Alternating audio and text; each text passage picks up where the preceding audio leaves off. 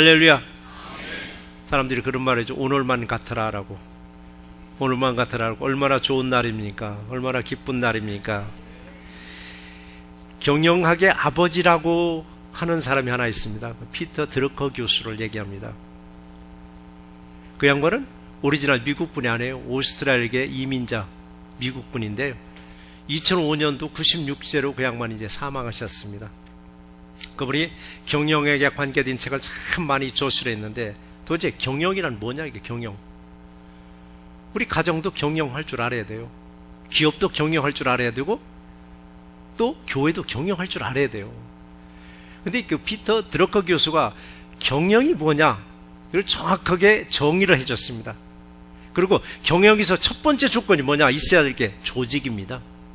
조직이 없는 경영은 그냥 허물어지는데 이 도대체 경영을 뭐라고 우리가 정의할 수 있느냐라고 했더니 이분이 이렇게 얘기를 했습니다. 보통 사람을 특별한 사람으로 만드는 곳이 조직이라고 했습니다. 보통 사람을 특별한 사람으로. 교회도 그렇잖아요. 세상에서 평범했던 나를 선택해서 믿음 안에서 하나님의 특별한 사람을 여러분 세우셨습니다.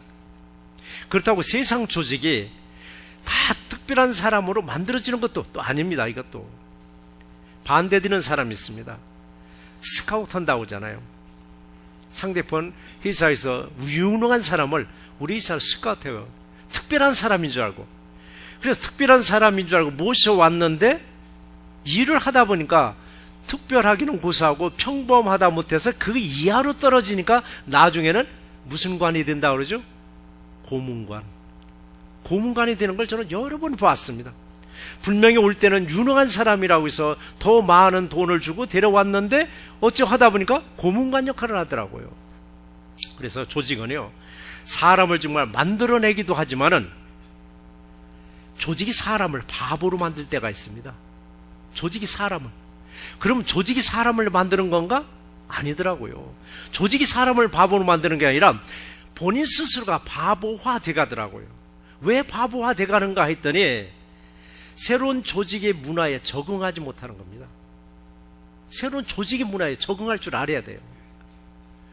본인이 먼저 있던 직장에서는 유능했기 때문에 자기의 뜻대로 잘 이루어나갔는데 그 모든 것을 새로운 곳에 와서도 새로운 곳에 접목을 하려니까 부딪히는 거예요. 부딪히고 부딪히다 보니까 어느 순간에 고문관이 되어버리고 추락하고 말더라고요. 그래서 조직의 흐름에 조화를 잘 맞춰나가야 그 사람이 성공하고 거기서 승진도 하더라고요. 그래서 우리 자신과 조직이 그래서 궁합이 잘 맞아야 합니다. 교회도 그래요. 저희 교회도 서리 집사님이 권사로 피택받으려면 3년이 있어야 돼요. 외부에서 안수 집사를 받아가지고 오신 분들도 최소한 1년 이상 있어야 돼요. 왜 그 기간이 필요한가 했더니 여기 문화에 적응하는 기간입니다.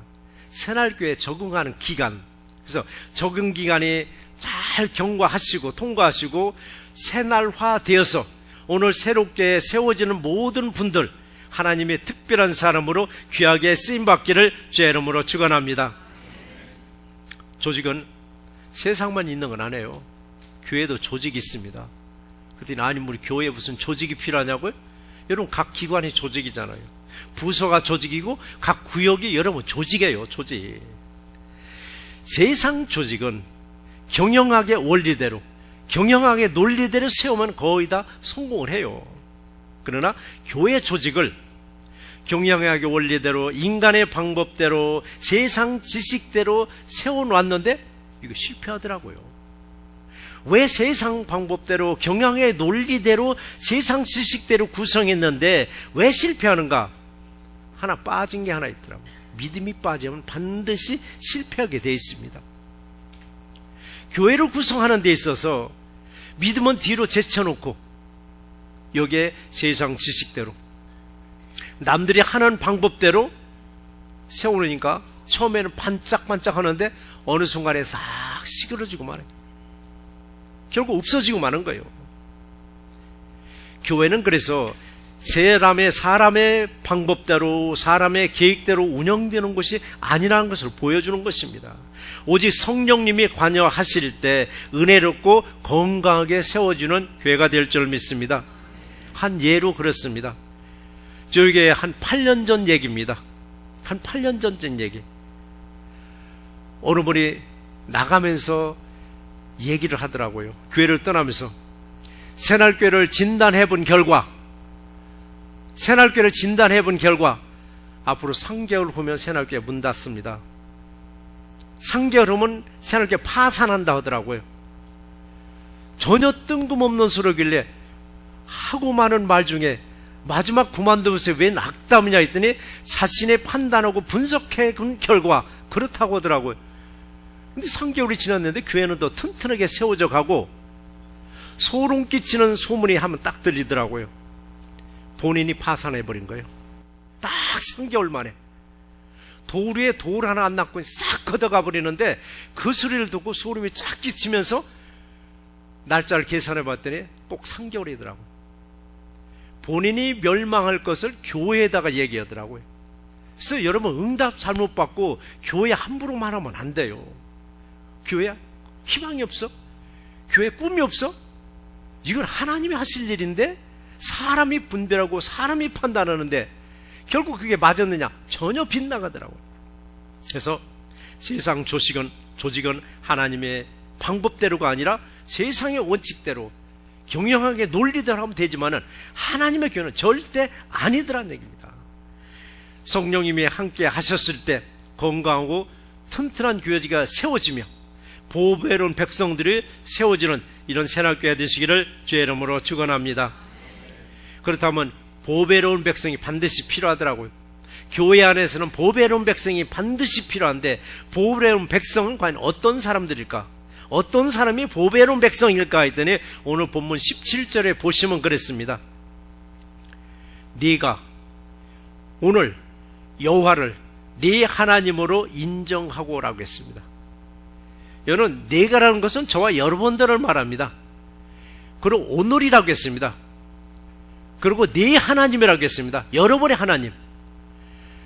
내일도 아니고 모레도 아니고 어제도 아니고 바로 오늘은 이 순간을 말하고 있습니다. 이 순간 하나님을 내 하나님으로 인정하느냐? 인정했을 때 너는 보배로운 백성이라는 얘기입니다. 그래서 우리가 보배로운 백성이 되는 첫 번째는 뭐냐? 하나님은 이웃집의 하나님이 아니에요. 내 하나님으로 인정할 때 나는 보배로운 백성이 된다는 얘기입니다. 여러분 인정하시죠? 그럼 여러분은 보배로운 백성입니다. 보배로운 백성의 두 번째는 뭐냐 했더니 17절 하반절에 보니까 명령과 법도를 지키며 그의 소리를 들으라라고 했습니다. 지키며 들으라라고 말씀하셨습니다. 먼저 명령과 법도를 지키라고 했습니다. 우리 임직자들과 우리들은 하나님의 명령에 순종할 때 하나님이 여러분의 축복 내려주십니다.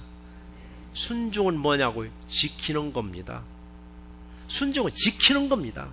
지킬 때 하나님은 우리에게 복을 내려주십니다. 법도를 지킬 때 하나님이 함께 해주십니다. 그렇잖아요. 명령에 불순종하고 이걸 쉬운 말로 얘기하면요 말도 들어먹지 않는 사람에게 하나님이 함께 하시겠느냐고요. 지키라는 법도 지키지 않냐고. 법도를 무시한다면은 세상 어느 누가 좋아하겠냐고요.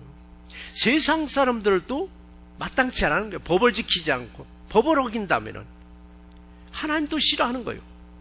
부모라도 내가 낳은 자식이라도 이렇게 산다고 말도 들어먹지 않냐고 법도 지키지 않냐고 법을 어긴다고 살아간다면 부모도 그 자식 싫어하는 거예요. 그리고 그 소리를 들으라라고 했습니다.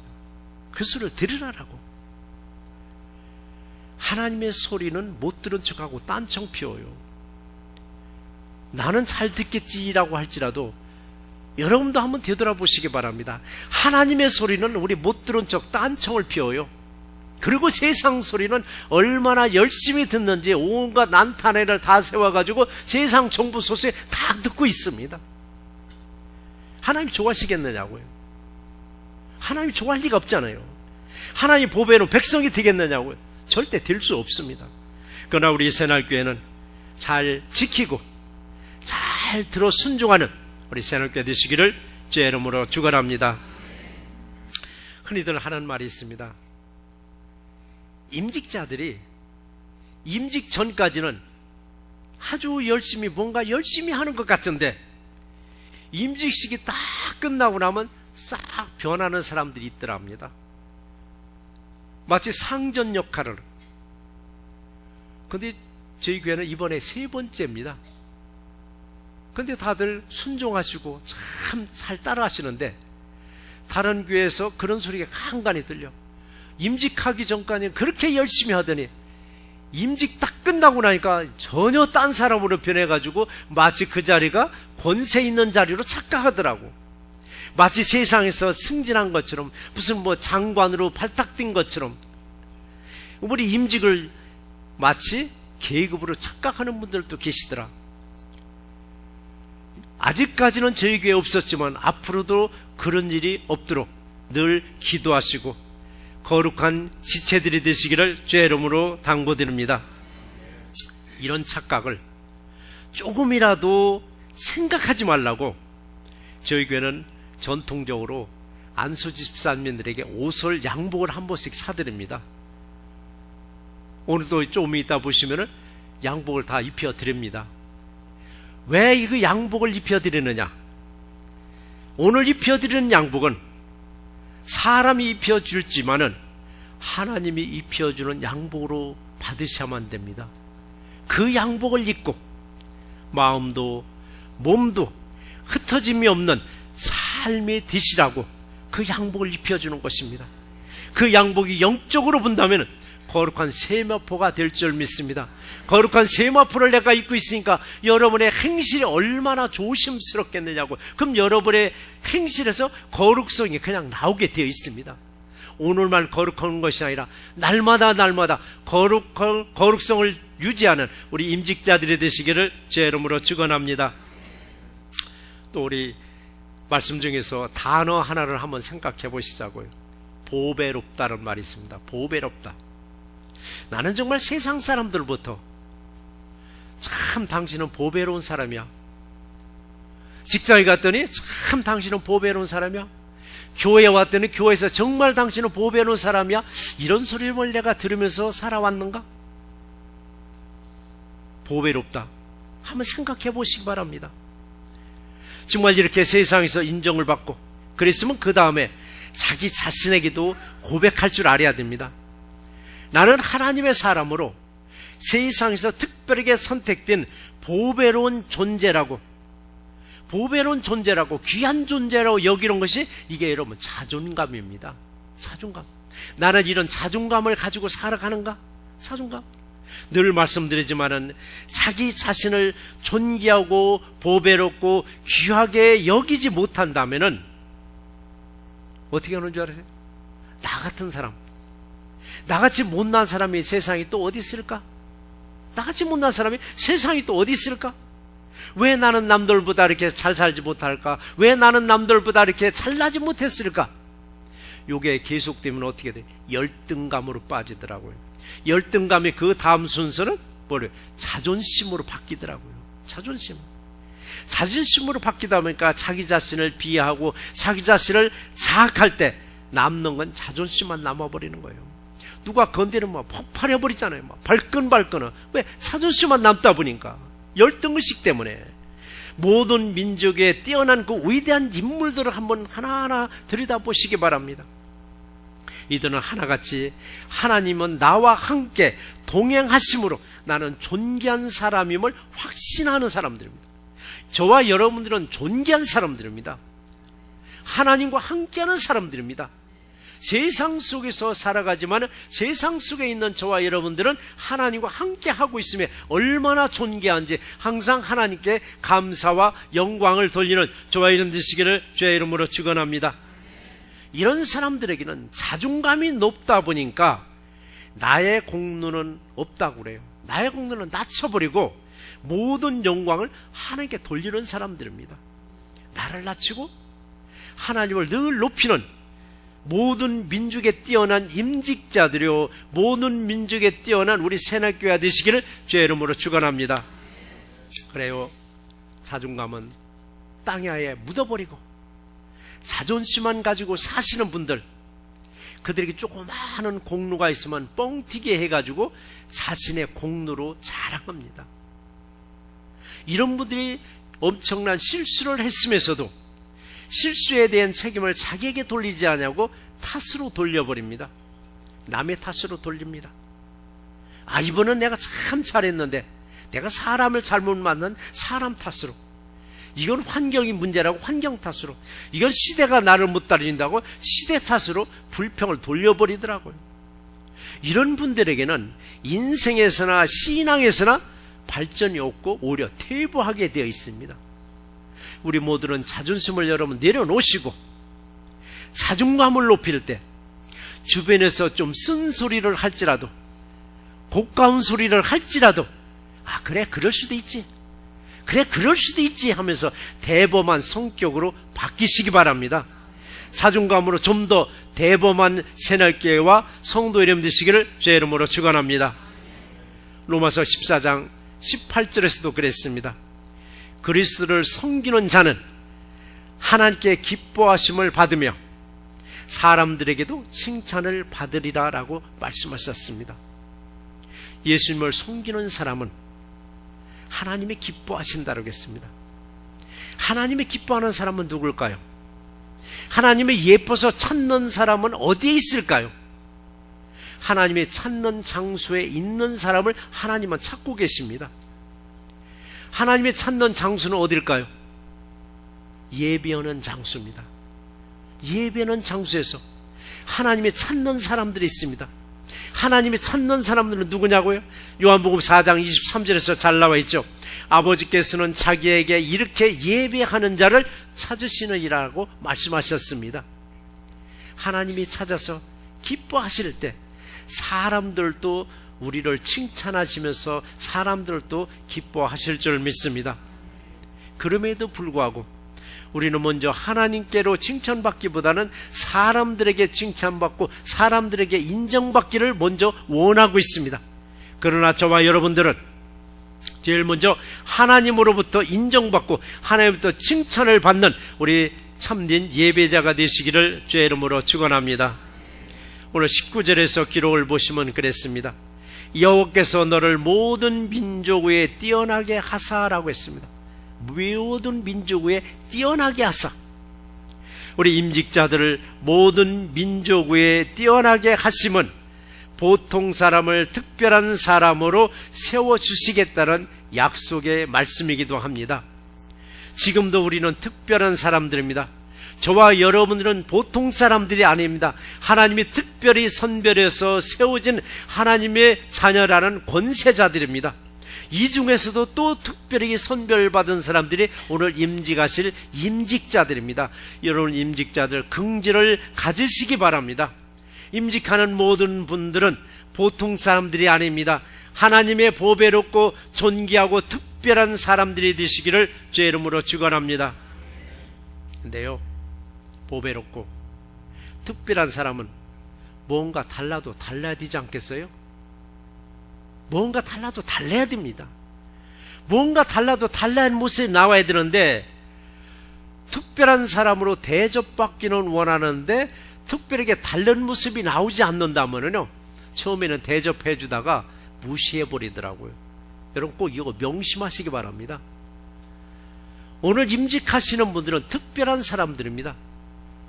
뭔가 다른 모습이 나오지 않냐고, 구별된 모습이 나오지 않냐면 처음에는 대접하다가 나중에는 무시하더라고요. 겉으로는 특별한 사람 같아 보여서 가까이 지내다 보니까 특별은 고사하고 보통만 또 못하다가 한다면은 우리는 신앙생활 잘못한 것이요, 세상도 여러분 잘못 사는 것입니다. 그래서 우리가 구별됐다는 건 뭐냐? 다른 모습이에요. 우리 임직하지 않은 우리 모두도 마찬가지입니다. 세상과는 구별된 삶이 살아야 되는데 세상에 내놨더니 똑같아 버립니다. 더 합니다. 그럼 세상 사람들이 손가락질하더라고요. 오늘 또 임직하는 모든 분들도 다른 모습이 나와서 참 달라, 정말 달라, 정말 하나님이 잘 선물해 주셔서 이런 칭찬을 받는 우리 임직자들이 되시기를 주의 이름으로 축원합니다. 그래서 우리가 다른 모습이 어디서 찾느냐? 예배더라고요. 예배드리는 모습에서 그래, 임직하기 전과 임직한 후에 저렇게 모습이 다르구나. 근데 똑같다면 하나님 보시기에도, 사람들 보기에도 똑같네. 받기 전이나 받은 후나 똑같네. 임직하고 나면 좀 다를 줄 아는데 별거 아니네? 실망하더라고요. 그리고 교회에서도 크고 작은 행사 때 꼭 참여들 하시기 바랍니다. 크고 작은 행사 때 나타나셔서 수고들 한다고, 얼마나 수고하냐고, 고생한다고 권면해주고 위로해주고 따뜻한 이 말 한마디가 수고하는 모든 사람들이 그래, 달라도 다른 모습이네, 달라도 다른 모습이네. 그런데 이런 행사 때도 얼굴을 볼 수가 없으면 성도들한테 찍힙니다. 저희 교회에서 제일 무서운 직분이 어딘 줄 아세요? 집사님들이 제일 무섭습니다. 장로님, 권사님들이 제일 무서워하는 사람 누구예요? 집사님들이에요. 집사님들이 찍히다 보니까 어떻게 돼요? 에이, 우리들만 못해. 우리들만 못해 소리를 우리는 쉽게 들을 수 있어요. 그래서 안수 집사님이요, 권사라면은 우리 집사님보다는 다른 모습이 나올 줄 알았는데 똑같네? 별거 아니네? 여러분, 별거 아니네 소리를 들을 것이 아니라 그래, 달라도 다른 모습이네. 그래서 직분이 사람을 만드는구나. 사람들은 그래요. 직분이 사람을 만든다라고. 그 거룩한 직분으로 정말 거룩한 모습이 항상 나오기를 주의 이름으로 축원합니다. 또 특별히 당부드리는 말씀은 안수 집사님들은 장로님으로 가는 과정입니다. 하나의 검증 과정이 하루 이틀의 검증 과정이 아닙니다. 지금부터 어쩌면 3년의 기록이 분명하게 말해줄 수 있습니다. 3년의 기록이. 현재 장로님들 보시면 됩니다. 저희 교회 장로님들 많지도 않습니다. 시모 장로님 2분이요, 협동 장로님 2분입니다. 4분의 하는 삶을 한번 보시기 바랍니다. 주일 예배 외에도 새벽 예배, 수예배, 금예배, 교회 어떤 행사든 꼭 참석하시는 거예요. 이분들이 체력이 넘쳐서 시간이 널널하게 남아서 시간 때우러 오시는 분들이 아닙니다. 이분들도 바쁘신 분들입니다. 그러나 이분들에는 거룩한 직분을 간직하고 거룩성을 나타내다 보니까 모든 일에 다 참여하시면서 성도들을 다독거려주고 성도들을 우일해주고 성도들에게 힘을 주는 거예요. 이 모습을 우리는 본받을 줄 알아야 됩니다. 또 명예장로님들, 명예권사님들 앞으로 부를 때 그냥 장로님, 권사님으로 부르지 앞에다가 명예장로님, 명예권사님, 명예사 떼어버립니다. 그냥 장로님, 권사님으로 부릅니다. 그러니까 직분에 거룩한 부담감을 가지시고 언어에서, 행동에서 항상 조심하시기를 주의 이름으로 당부드립니다. 지금까지는 내 입술을 열어서 누구도 험담도 하고 누구도 욕도 했지만 이제부터는 거룩한 지체로서 다 칭찬해주고 덮어주고 늘 시켜주고 우일해줄 수 있는 그런 직분자들이 되시기를 주의 이름으로 축원합니다. 오늘 18절의 기록을 보시면은 오늘 너를 그의 보배로운 백성이 되게 하시고 그의 모든 명령을 지키라 확언하셨느니라. 확언은 뭐냐? 확실하게 말씀하셨느니라. 먼저는 보배로운 백성으로 세우시고 그 다음에 모든 명령을 지키라고 하셨듯이 오늘 임직하는 모든 분들은 보배롭고 존귀하게 하시려고 세우셨습니다. 여러분, 세움을 받으셨으면 이제부터는 하나님 명령에 여러분 순종하시고 지켜 행할 때 모든 민족의 뛰어난 인물로, 모든 민족의 뛰어난 가정으로, 모든 민족의 뛰어난 감으로 세워주실 줄 믿습니다. 이제는 한 분 한 분은 직분자로서의 거룩한 부담감을 가지시고 그 신앙생활할 때 나도 모르게 달라도 다른 모습이 여러분의 삶 속에서 묻어 나올 줄 믿습니다. 모든 사람들에게 여러분 보내드리고 덕이 드는 새날교회와 임직자들이 되시기를 주의 이름으로 축원합니다.